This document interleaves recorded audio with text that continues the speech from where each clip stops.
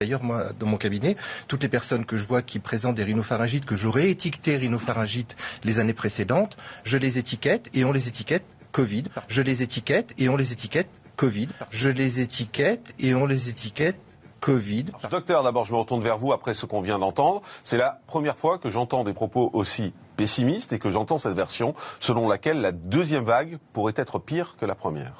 Alors, lorsqu'il y a eu la vague, je dirais la vague, parce que j'hésite à parler de deuxième vague. J'aurais aimé parler de seconde vague et non pas de deuxième vague, si tant est qu'il y en ait une.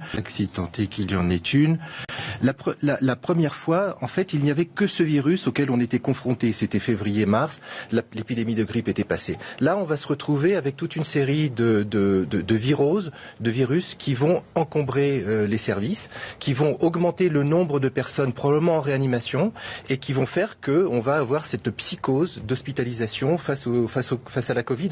On va croire que toutes les viroses que l'on va avoir, les rhinopharyngites, les angines, les bronchites que l'on va avoir, vont être rattachées à cette Covid. D'ailleurs, moi, dans mon cabinet, toutes les personnes que je vois qui présentent des rhinopharyngites, que j'aurais étiqueté rhinopharyngites les années précédentes, je les étiquette et on les étiquette Covid. D'ailleurs, moi, dans mon cabinet, toutes les personnes que je vois qui présentent des rhinopharyngites, que j'aurais étiqueté rhinopharyngites les années précédentes, je les étiquette et on les étiquette Covid, parce qu'il y a cette phobie autour de la Covid. Alors, je les étiquette et on les étiquette Covid.